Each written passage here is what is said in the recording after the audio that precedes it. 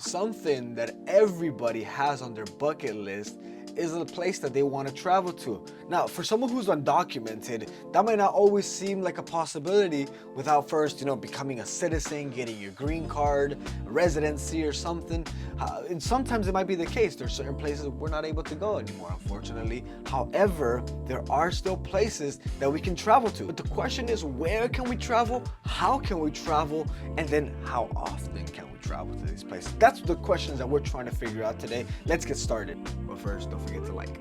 I wasn't born in this country. I was born in El Salvador. And when I came to this country at 5 years old, I grew up thinking that I would never be able to travel. As a matter of fact, my parents were able to get TPS or TPS, and with my little brothers who were born here, were able to go back to El Salvador and have a vacation, and I had to stay in this country. When I thought about traveling, I didn't think it would be something available to me. However, doing some research, I do see that there are places that you can travel to. As a matter of fact, I just came back from a trip from Florida with my family, and it was an amazing time. And you may be wondering, it's just because you have DACA, Carlos, but as a matter of fact, that is the first thing that you must know, that everybody that is undocumented is able to travel anywhere here in the United States.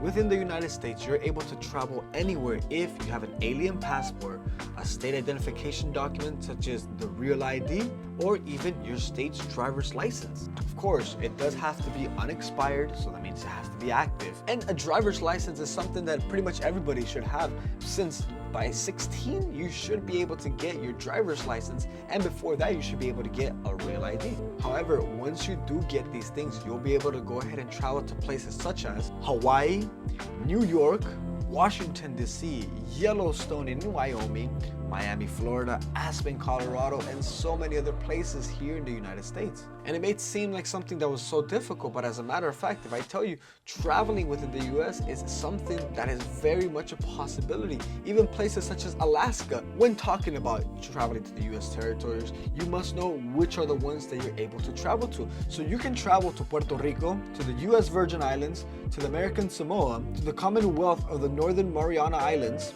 the federal state of the Micronesia, to Guam, to the Republic of the Marshall Islands, and to the Republic of Palau.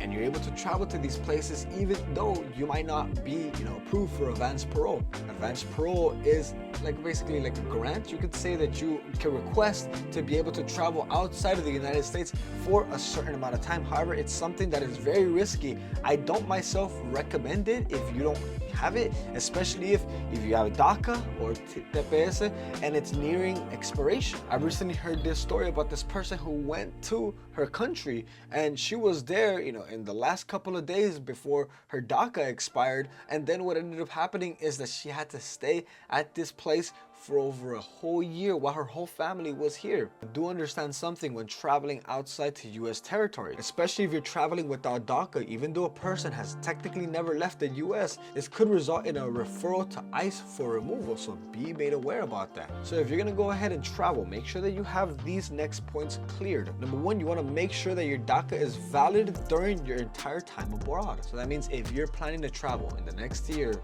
for a wedding, honeymoon, anniversary, any kind of trip, make sure that if these places that you're going to be traveling to, that you have your DACA, that you have any other type of thing, temporary relief assistance active. It has no near or even that it's being renewed, none of that. If it's going to be expiring soon, make sure to plan ahead and be able to stay here in the US as well. Bring your USCIS documents showing your grant referral status in order to facilitate your return. That means when you're going to go to these places and you have, say, your USCIS documentation, be able to present that, especially when traveling to outside territories. And now this is something when planning the trip, make sure that the trip has no layovers in a foreign country. For example, if you're planning to go to Puerto Rico, make sure that it doesn't have a layover in Mexico, because then what could happen is that they can go ahead and stop you and consider that as, hey, you just left the United States. They could use that against you, which is something that you do not want. You may be wondering, Carlos, why are you talking to us about traveling? Well, it's because I got a big date coming up next year that I do expect to travel. And someone like me who might feel like I'm limited, if you're planning your wedding, if you're you're planning an outing, a trip, or anything, do be made aware that you do have plans and you do have opportunities to travel. Most people feel constricted and they feel like they can't do anything, and they'll never leave the current state that they're in simply because of that. I know people that aren't even willing to go to San Diego because they feel like that's way too close to the border, and they feel like they're gonna get caught and they're gonna be taken somewhere else. What I want to bring to you is so that you don't feel like you're living in fear or always hiding. If you are in the process of, receiving your green card or papers or things like that, that's amazing, fantastic. But I do know that it does take a long time and it's a process for everybody, but do know that you have options available for you. Well, that was it for today's video. I hope you enjoyed. If you did, make sure to subscribe, give a like, and as well, we're gonna be posting very constantly. I know today was a little bit different, wanted to talk about a little undocumented stuff. We're gonna get back to the working from home stuff, but with that, I'll see you guys in the next video. Take care.